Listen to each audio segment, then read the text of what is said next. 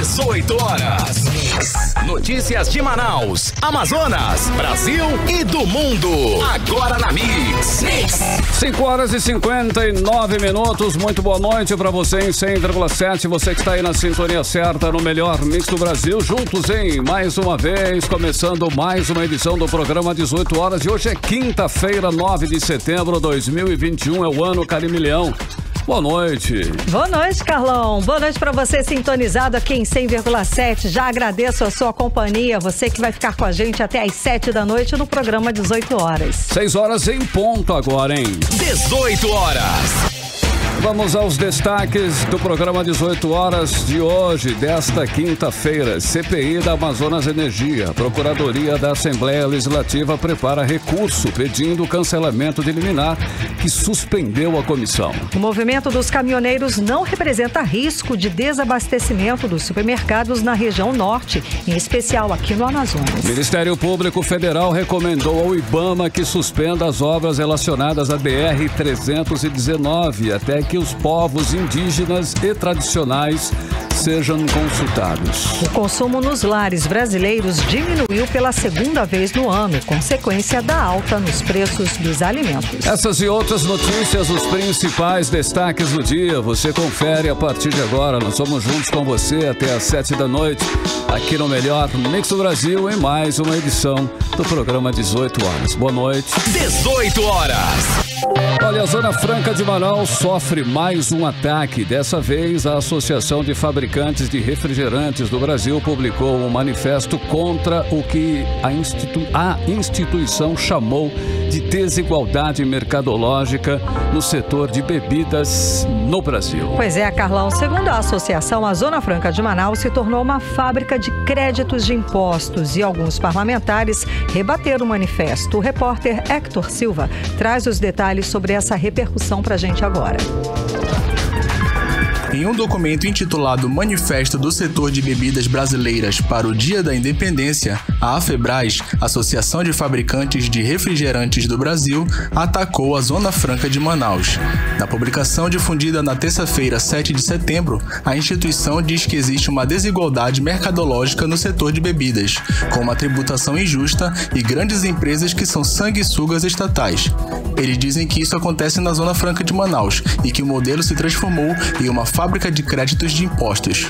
Ainda segundo a AFEBRAS, no manifesto em apoio às manifestações do feriado nacional, eles afirmam que essas mesmas empresas utilizam-se de vantagens adquiridas por estarem localizadas na Zona Franca de Manaus para recolher menos impostos e isso causa impactos em todo o setor de refrigerantes no Brasil.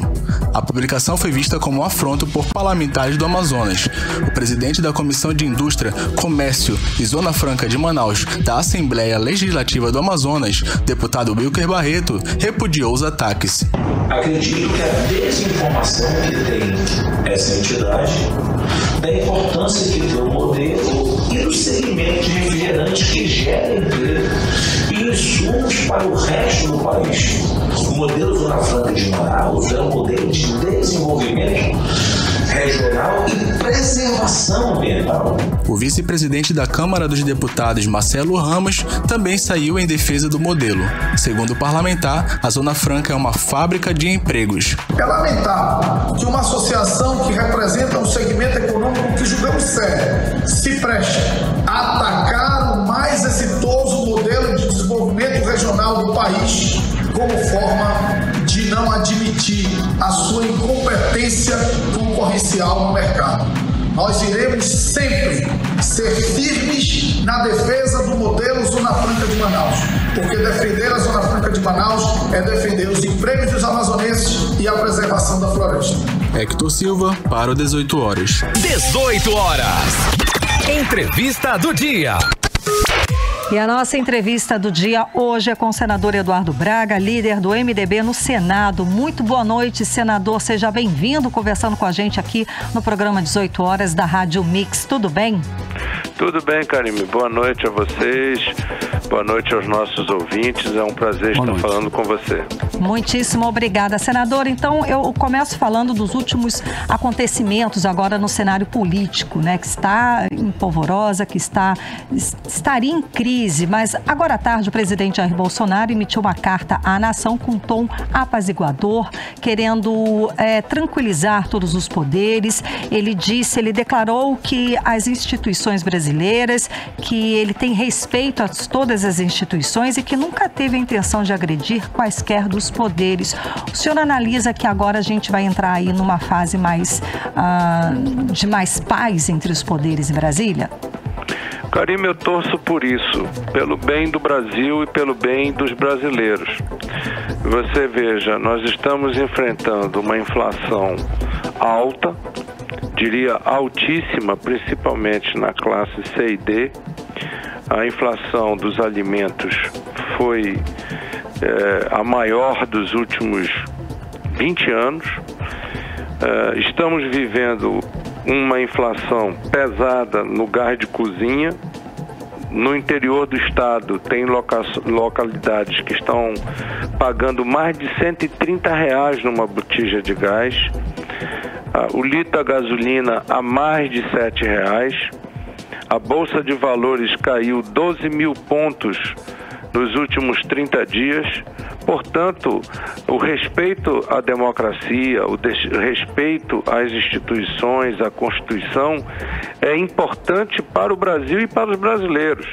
Mais importante do que para qualquer um dos políticos ou qualquer um que esteja na presidência da República ou na presidência do Congresso ou na presidência do Supremo, é importante para o Brasil e para os brasileiros. Portanto, eu torço que nós estejamos finalmente dando estabilidade e tranquilidade ao Brasil. Ok, senador, essa crise aí, sem dúvida nenhuma, tem impactado negativamente a economia brasileira. Como o senhor falou, a Bolsa de Valores despencou, o real está desvalorizado, a inflação bateu recorde em agosto. Senador, na sua opinião, teremos meses de fortes perdas na economia? Bem, o que eu tenho assistido, lamentavelmente, é que o novo Bolsa Família ou o Bolsa Brasil, como queiram chamar, não consegue ser viabilizado.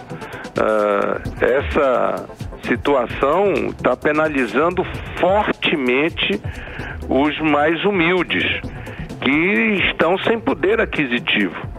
E, por outro lado, a política de geração de emprego e renda é penalizada pela falta de consumo.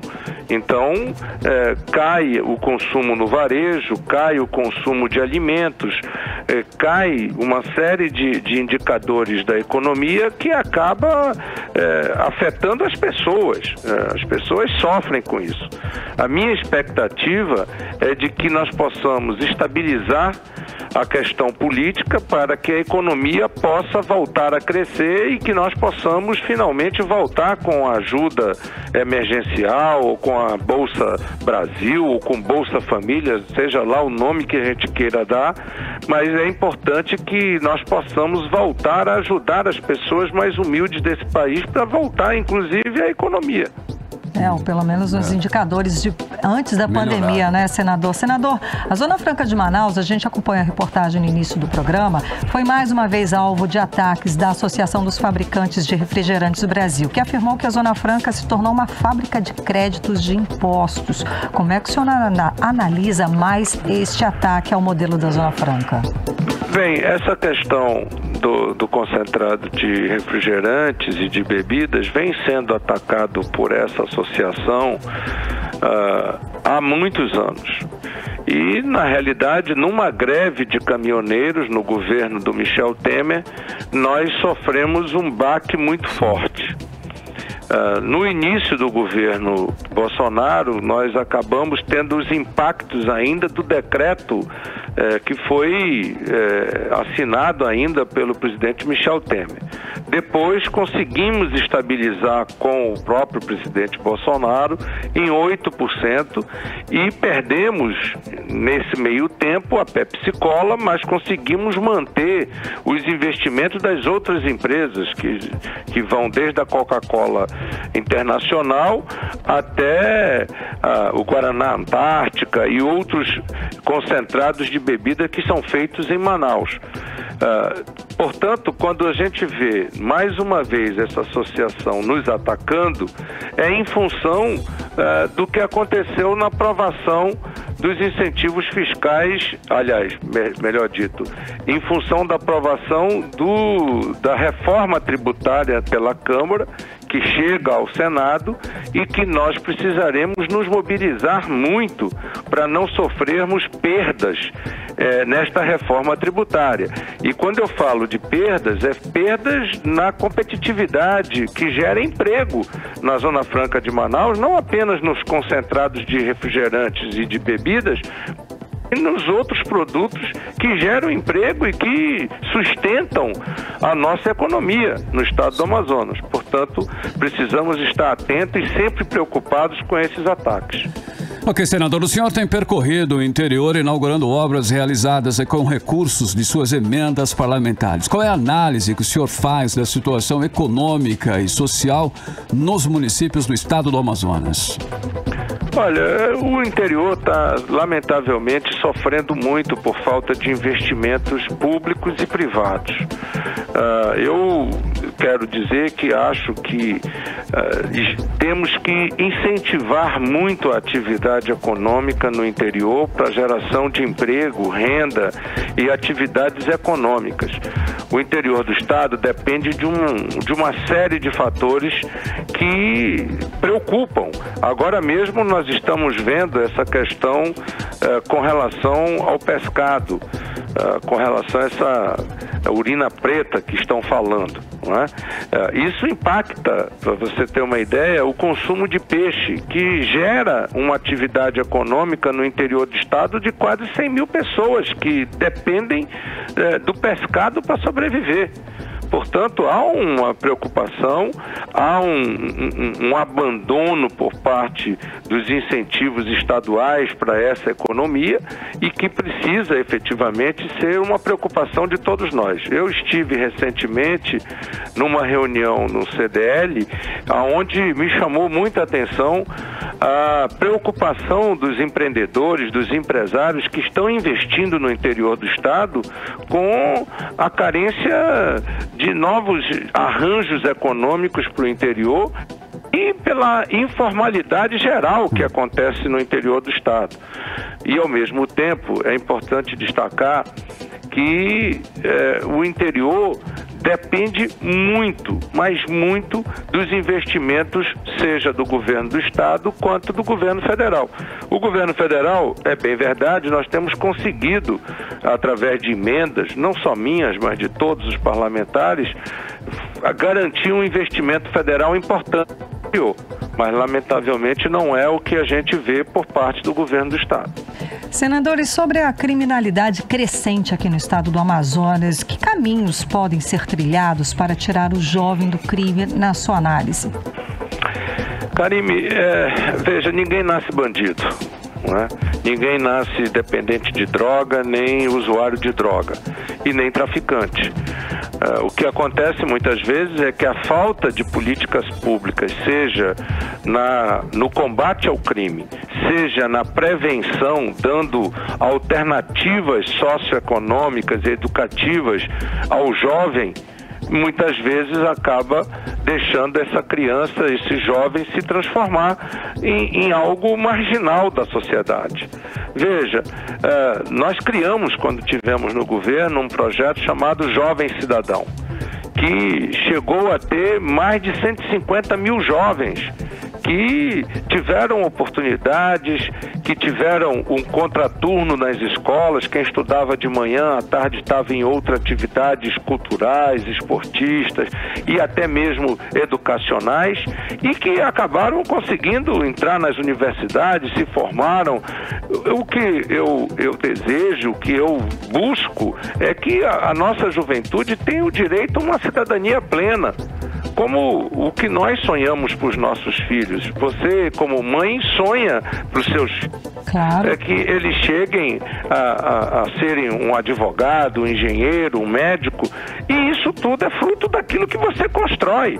E na política pública social, lamentavelmente, o nosso Estado hoje não tem política pública social, mas nós já tivemos e podemos voltar a ter. Na democracia depende de cada um de nós, e é isso que eu tenho como esperança e como otimismo de que nós vamos ser capazes de voltar a ter políticas públicas sociais responsáveis para os jovens e para as crianças na cidade de Manaus e no interior do estado do Amazonas. Ok, senador, o senhor que está bem inteirado nesse assunto, qual é a avaliação que o senhor faz da gestão da saúde no estado e da CPI da pandemia? Olha, Carlos Júnior, o Amazonas viveu o subsolo do inferno com relação à Covid-19. Cenas lamentáveis aconteceram na nossa cidade e no nosso estado, fruto de falta de planejamento, de falta de decisão e de falta de suprimento das questões essenciais do enfrentamento da pandemia. E isso, lamentavelmente, nós não podemos deixar de dizer que foi uma responsabilidade do governo, do governador, do secretário de saúde, e nós vimos nos últimos anos o que aconteceu. 3 secretários de saúde foram presos no estado do Amazonas. E por quê? Porque recursos que eram para ser aplicados na saúde não foram aplicados. Portanto, a saúde pública é um retrato do desgoverno que nós alcançamos. Mas eu tenho fé e esperança, como disse, de que na democracia seja possível a gente construir uma alternativa muito melhor do que a que nós estamos tendo. Senador, essa semana o Ministério Público se posicionou pela paralisação das obras da BR-319. Como é que o senhor analisa essa nova investida, contra a recuperação da BR? É lamentável porque o que nós estamos tratando é da pavimentação de uma estrada que já foi pavimentada um dia. Nós não estamos falando de desmatar uma área para implantar uma nova estrada. Nós estamos falando do direito do Amazonas voltar a ter o que teve um dia e que, portanto, não pode ser impedido pelo Ministério Público Federal. Nós temos todos os estudos desses impactos e, mais do que isso, o trecho que eles estão questionando, que é o trecho Charles, do quilômetro 250, do 198 ao 250, que são 52 quilômetros, esse trecho ele já foi pavimentado, como toda a estrada já foi pavimentada. Portanto, eu espero, sinceramente, eles deram 10 dias de prazo para que o governo federal apresente as informações e, de novo, o Ministério Público, ele tem um papel de fiscalizador, ele não tem um papel de julgador. Quem julga é a Justiça Federal e não o Ministério Público Federal. Portanto, eu tenho fé de que a decisão que a Justiça Federal já tomou seja convalidada e que nós possamos finalmente voltar a asfaltar a BR-319. Senador Eduardo Braga, mês que vem, em outubro, a Ponte Rio Negro completa 10 anos. Ela está aí cumprindo o objetivo traçado de quando foi planejada no seu governo? Está contento? Olha, ela é importantíssima para a questão da região metropolitana. Ela consolidou a região metropolitana. Quem anda por Iranduba, quem anda por Manacapuru, quem anda por Novairão, vê a dinâmica econômica acontecendo nessa região do estado do Amazonas numa velocidade que não aconteceria sem a ponte.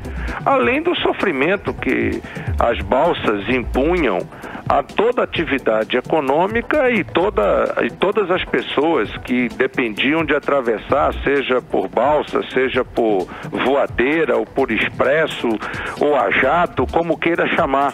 E que muitas vezes colocava em risco a própria vida das pessoas em temporais, em situações críticas. Hoje, com a ponte, há uma perspectiva muito grande. Agora, se você me disser que 10 anos depois nós temos o Citygate de gás em Iranduba e não temos uma olaria movida a gás natural, nós temos um Citygate que poderia representar uma transformação econômica e social importante na região metropolitana e que, lamentavelmente, não se confirmou essa expectativa.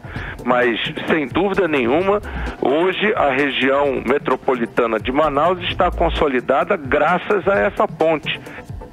Faz parte de um planejamento maior ainda, porque havendo o asfaltamento da BR-319, é exatamente através da comunidade Bela Vista que nós vamos poder nos interligar por uma outra ponte sobre o Rio Solimões, a BR-319 e ao resto do Brasil, o que dará uma outra dinâmica a micro e a macroeconomia do estado do Amazonas, gerando emprego, fazendo com que a carne chegue mais barata no Amazonas, e nós estamos vendo o absurdo que está hoje o preço da carne, o absurdo que está o preço dos alimentos, e a carga fragmentada, ela será muito mais facilmente transportada pela BR-319 do que em balsas ou em outros caminhos que muitas vezes precisam ter volume para se viabilizar. Um container, todos sabemos que depende de carga para ser completado.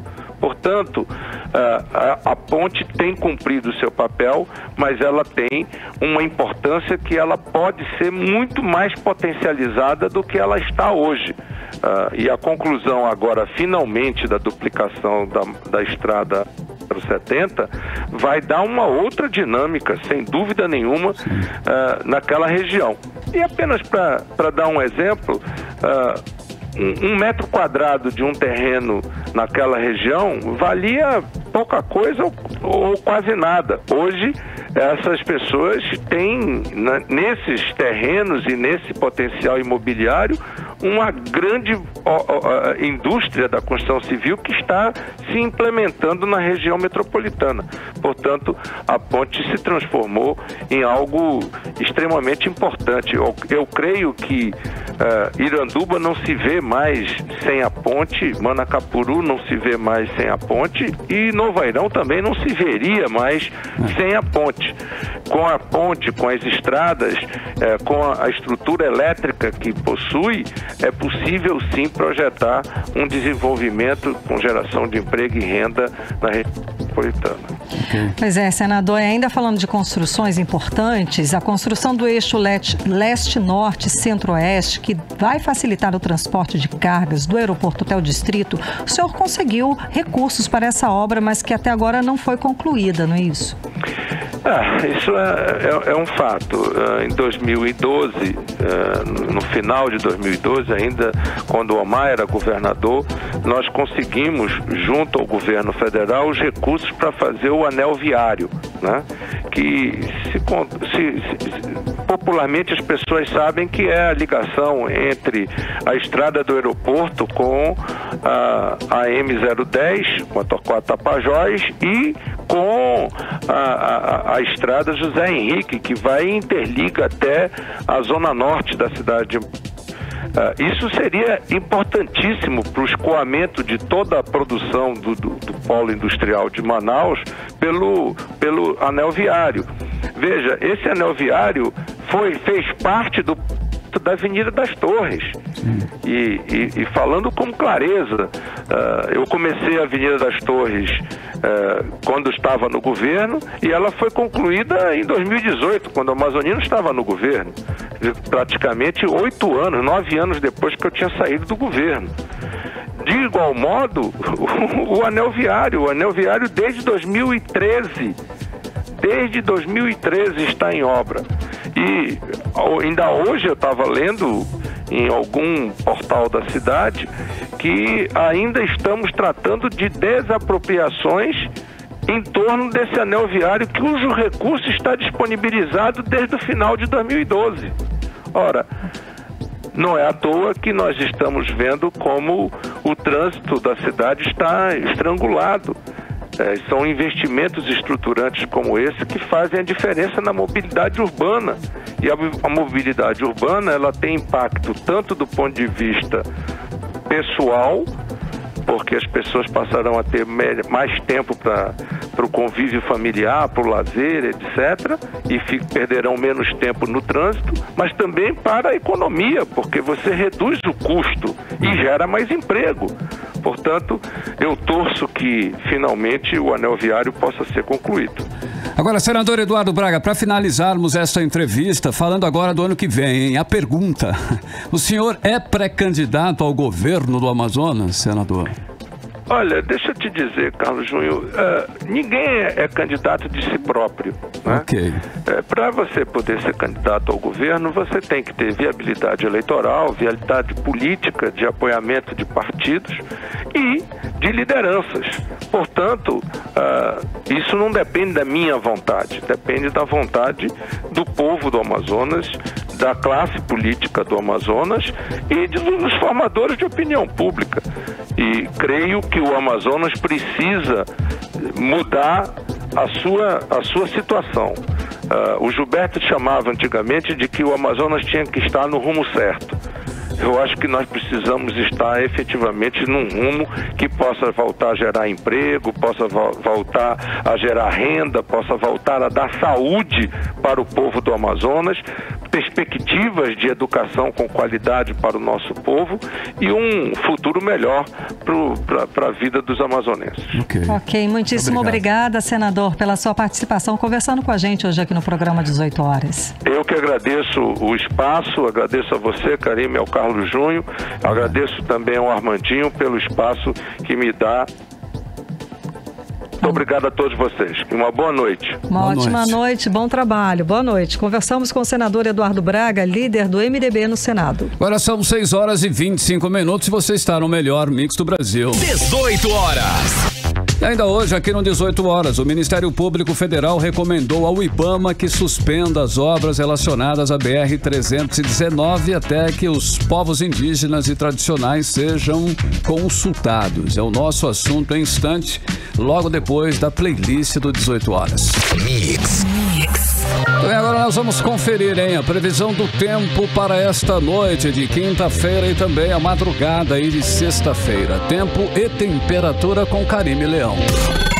Previsão do tempo. Segundo informações do Climatempo, a previsão é de períodos de nublado com chuva a qualquer hora durante essa noite e a madrugada. A mínima prevista é de 23 graus, a máxima não deve passar dos 29 graus. As chances de chuva são de 80% e a umidade relativa do ar fica entre 46% e 82%. Agora 6 horas e 30 minutos.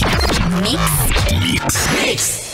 O Ministério Público Federal recomendou ao IBAMA que suspenda as obras relacionadas à BR-319 até que os povos indígenas e tradicionais sejam consultados. As obras que tinham retornado com autorização do Supremo Tribunal de Justiça em abril deste ano sofrem uma nova interdição. Vamos entender melhor sobre essa questão agora na reportagem de Hector Silva. O Ministério Público Federal recomendou ao IBAMA, Instituto Brasileiro do Meio Ambiente e dos Recursos Naturais Renováveis, que suspenda todas as medidas administrativas e executivas em andamento relacionadas à BR-319, até que seja realizada consulta prévia, livre e informada com todos os povos indígenas e tradicionais potencialmente impactados pela reconstrução da rodovia. A suspensão se aplica especialmente ao segmento C e ao chamado trecho do meio, com exceção de medidas emergenciais de manutenção para evitar maiores danos. De De acordo com o documento, a consulta deve ser realizada nos moldes previstos na Convenção número 169 da Organização Internacional do Trabalho e deve incluir os povos indígenas, ribeirinhos, extrativistas e outros tradicionais que estão na área de influência da BR-319, conforme termo de referência elaborado pela FUNAI e parecer do MPF.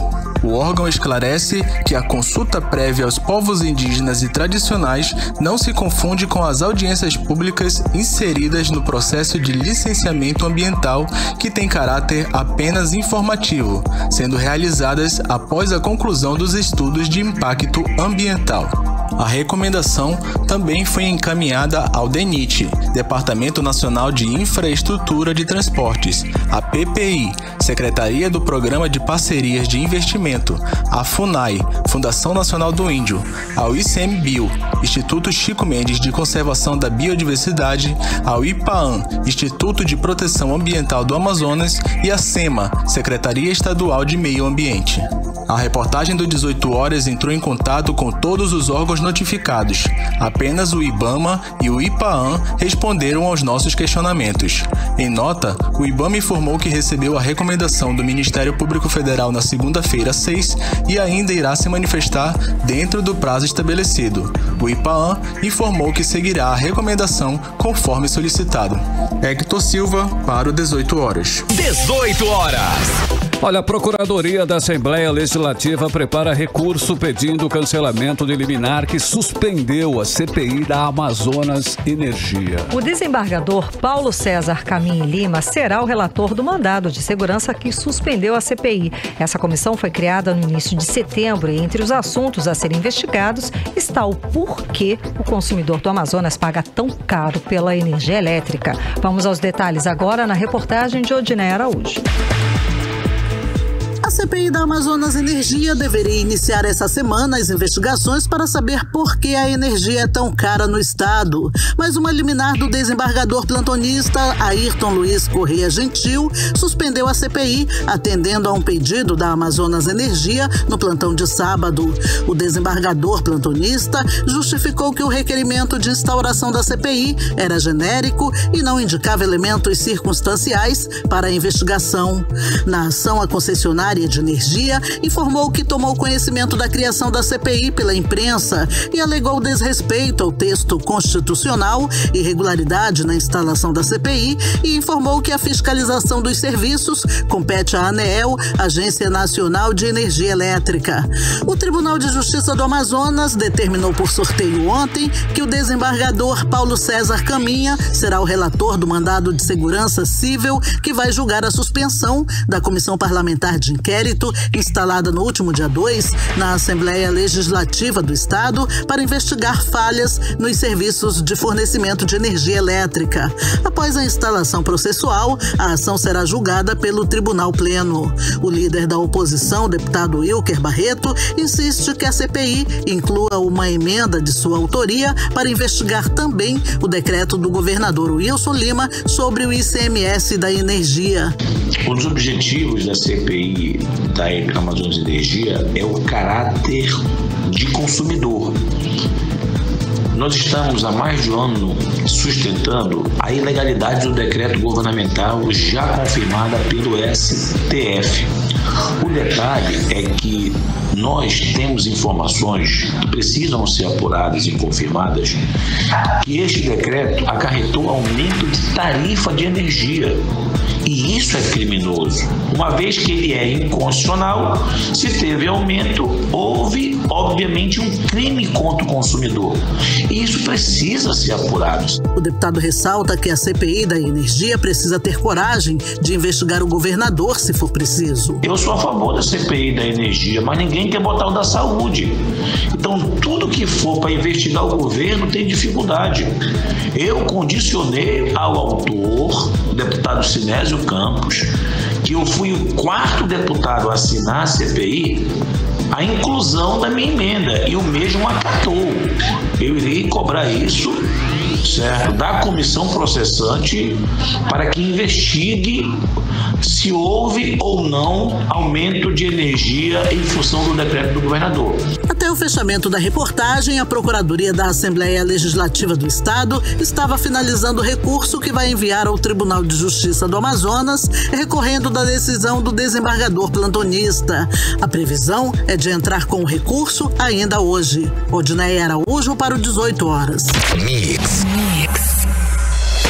Esta quinta-feira, caminhoneiros fizeram protesto na BR-174 aqui no Amazonas. Pelo menos 11 motoristas encostaram os veículos no acostamento da rodovia, logo na saída de Manaus para Roraima.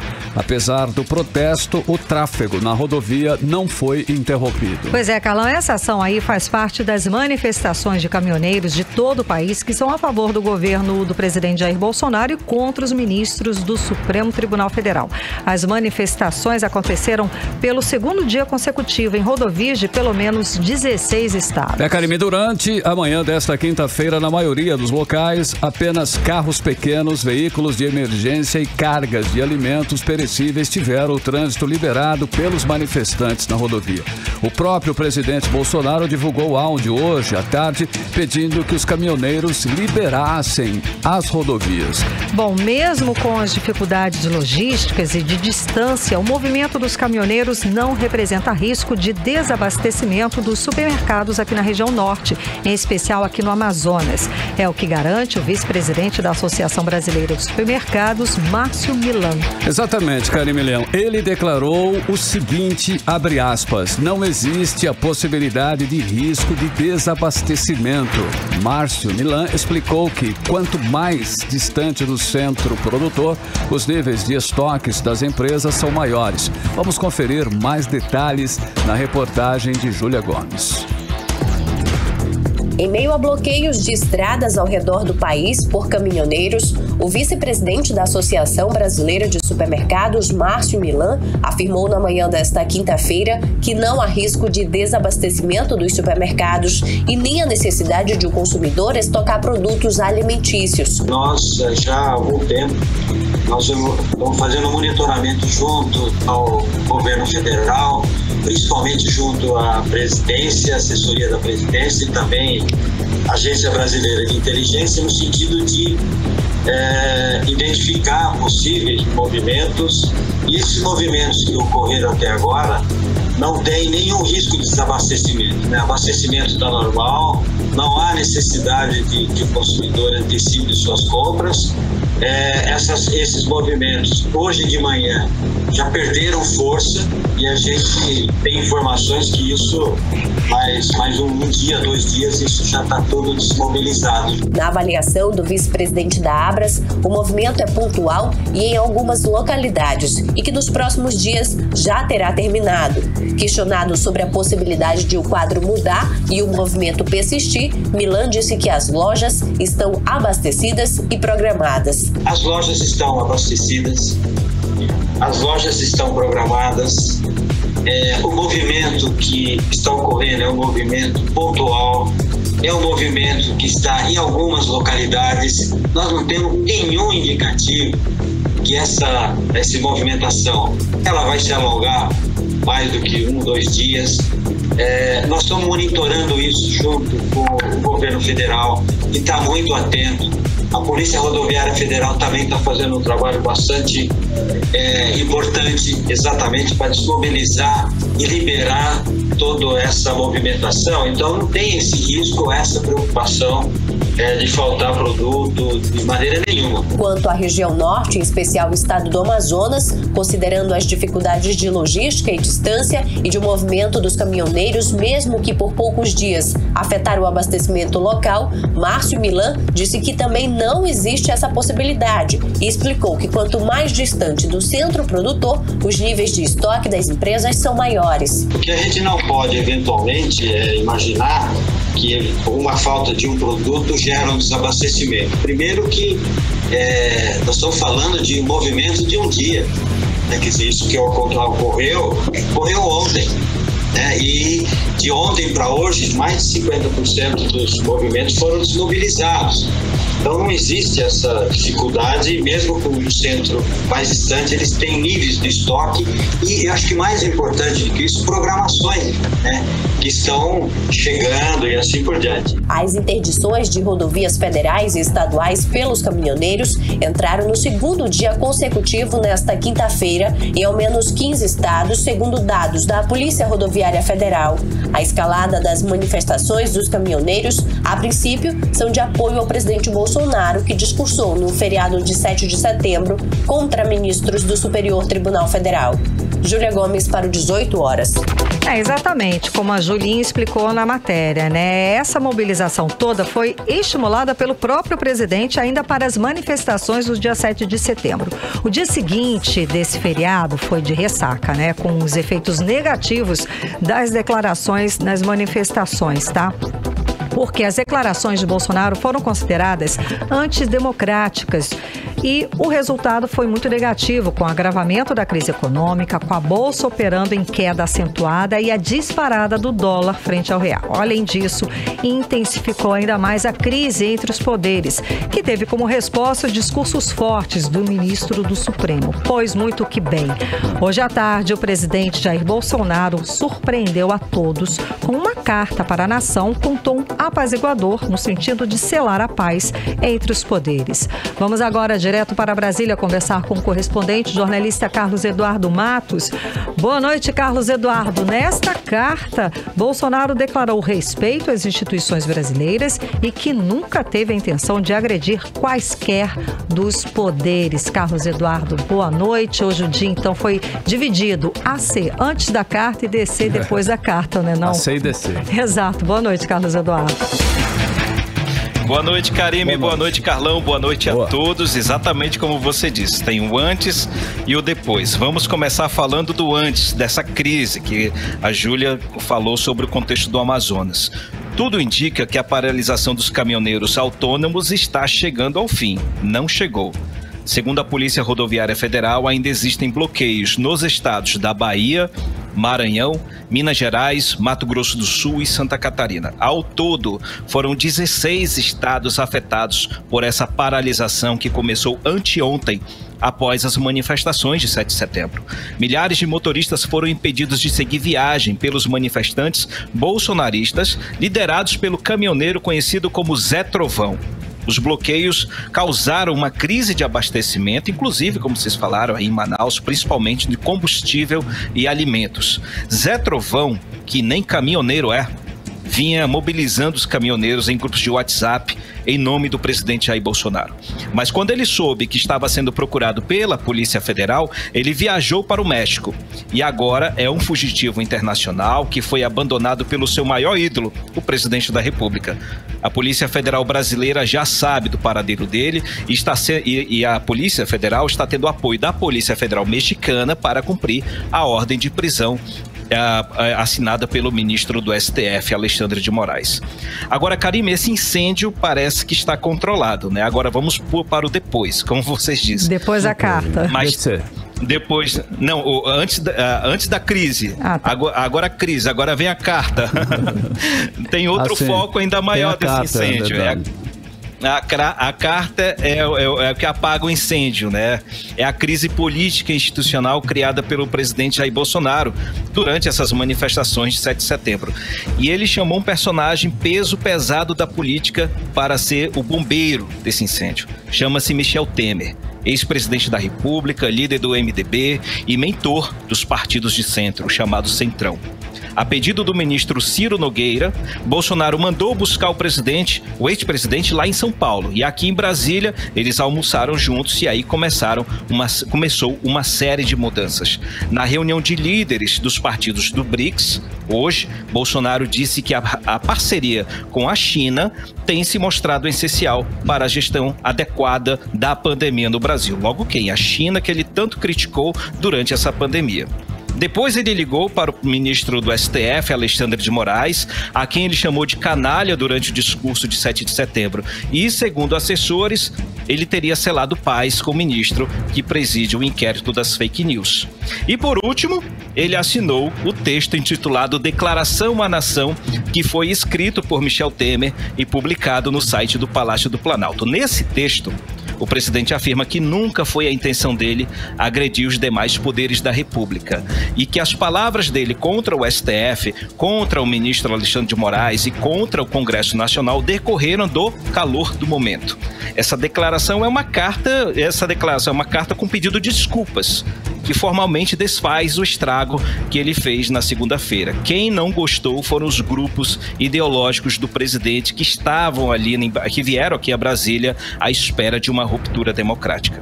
Michel Temer agiu como um jogador experiente, né, que saiu do banco para decidir a partida. E nas redes sociais ele está já sendo chamado, já ganhou o cargo de gestor de crise do Palácio do Planalto. Mas essa bandeira branca do presidente Jair Bolsonaro não impediu que ele fosse duramente criticado hoje pelo presidente do Tribunal Superior Eleitoral, o ministro Luiz Roberto Barroso, durante uma sessão administrativa virtual. Vamos ouvir um trechinho dessa crítica que ele fez hoje. Quando o fracasso bate à porta, porque esse é o destino do populismo, é preciso encontrar culpados, bodes expiatórios. O populismo vive de arrumar inimigos para justificar o seu fiasco. Pode ser o comunismo, pode ser a imprensa, podem ser os tribunais. É tudo retórica vazia contra pessoas que trabalham sério e com amor ao Brasil, como somos todos nós aqui. Retórica vazia, política de palanque. Hoje em dia, salvo os fanáticos, que são cegos pelo radicalismo, e os mercenários, que são cegos pela monetização da mentira, todas as pessoas de bem sabem que não houve fraude e quem é o farsante nessa história. Aí a gente acompanhou agora as duras falas do ministro Luiz Roberto Barroso, presidente do Tribunal Superior Eleitoral, ainda falando, né, rebatendo as manifestações de 7 de setembro e as declarações do presidente Jair Bolsonaro. Carlos Eduardo. Ele ainda não havia falado, né, sobre as declarações, os discursos do presidente Jair Bolsonaro. Só quem havia falado foi o ministro Luiz Fux, o presidente do STF. Então, esse foi um pequeno trecho de uma grande crítica que ele fez, uma crítica de aproximadamente 10 minutos, falando principalmente contra o presidente Jair Bolsonaro. Ele nem se tratou do público, porque o público foi lá de uma forma legítima prestar uma indignação, mas as declarações do presidente foi que feriu e que causou essa ruptura com o Poder Judiciário. Agora, Karime, é uma última notícia antes de passar para vocês. A Câmara dos Deputados aprovou hoje, à tarde, o texto base do projeto que estabelece o novo Código Eleitoral. Foram 378 votos a favor e 80 votos contra. O projeto aprovado tem 898 artigos, alguns deles polêmicos, como, por exemplo, foi aprovada a possibilidade de novos gastos com o fundo partidário e também restrições ao trabalho, à fiscalização por parte da Justiça Eleitoral. Nesse projeto também está proibida a divulgação de pesquisas eleitorais na véspera e no dia do pleito. Alguns itens estão sendo votados nos destaques nesse momento, por isso nós vamos falar mais sobre o novo código amanhã, aqui no 18 horas. Volto com vocês, Karime e Carlão. Ok, muitíssimo obrigada, Carlos Eduardo. Boa noite, bom trabalho. Até mais, gente, até amanhã. Até mais. Direto de Brasília, o jornalista Carlos Eduardo Matos. 6 horas e 50 minutos e você está no melhor Mix do Brasil. Mix. Em instantes, aqui no 18 horas, consumo dos lares brasileiros diminuiu pela segunda vez ao ano, a consequência da alta nos preços dos alimentos. É o nosso assunto em instantes, logo depois da playlist. 18 horas. Economia. Agora nós vamos aos indicadores econômicos desta quinta-feira. Depois da maior alta em mais de um ano, o dólar registrou hoje queda de 1,86%, terminando o dia cotado a R$ 5,22. O euro também fechou em baixa de menos 1,73%, cotado a R$ 6,18. E depois de despencar quase 4% ontem, o Ibovespa, o principal índice da Bolsa de Valores brasileira, encerrou a sessão em alta de 1,72% aos 115.360 pontos. E a inflação calculada pelo IPCA, que é considerada a inflação oficial do país, ficou em 0,87% em agosto, segundo dados divulgados nesta quinta-feira pelo IBGE. É a maior taxa para o mês de agosto registrado desde 2000. Começa a inflação, os preços aumentam automaticamente. Levantamento divulgado nesta quarta-feira registra que a cesta básica, com 35 produtos mais vendidos nos supermercados, supera o valor de R$ 750 no norte do país. Os dados são da Associação de Supermercados. Os indicadores apontam uma queda de 1,15% no consumo das famílias em julho em relação ao mesmo mês do ano passado. O consumo nos lares brasileiros diminuiu pela segunda vez no ano, consequência, claro, da alta nos preços dos alimentos. Vamos acompanhar mais detalhes sobre esses indicadores agora na reportagem de Júlia Gomes. O Índice Nacional de Consumo nos Lares Brasileiros teve queda de 1,15% em relação a julho deste ano, na comparação com o mesmo período de 2020. A informação é da Abras, a Associação Brasileira de Supermercados, e divulgada nesta quinta-feira. A queda mensal foi a segunda do ano, já que em junho o índice também teve baixa de 0,68% na comparação com o mesmo mês do ano passado.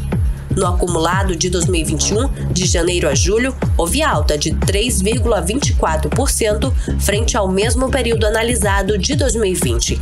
O levantamento também mostrou que o custo da cesta, com os 35 produtos mais vendidos em supermercados, fechou o mês em R$ 668,55, com acréscimo de 0,96% em relação a junho. Já na comparação com o mesmo mês do ano anterior, a alta foi de 23,14%. A região norte permanece com a cesta mais cara do país, no valor de R$ 752,89, com acumulado de 23,49% nos últimos 12 meses, e é seguida pelas regiões Sul, Sudeste, Centro-Oeste e Nordeste. O vice-presidente da Abras, Márcio Milan, disse que o aumento de preços é uma questão mundial e não só brasileira. Questionado sobre a alta da cesta na região norte, ele explicou que essa elevação é consequência da distância entre os centros produtivos. Então, a região norte, o que nós identificamos quando a gente analisa produto por produto, né? A gente verificou que está até um pouco mais em função, né, da distância do centro produtivo, né? Então, tem muitos produtos que o centro produtivo fica aqui no sul, ou fica no sudeste, ou fica lá no nordeste até chegar ao norte. Mas nada que estivesse muito fora do que está ocorrendo aí em outras localidades. Está muito semelhante, inclusive quando se trata aí de produto a produto. De acordo com a associação, os produtos que ficaram mais caros no acumulado de 2021 foram o açúcar, o ovo, carne, café, frango, leite e o feijão.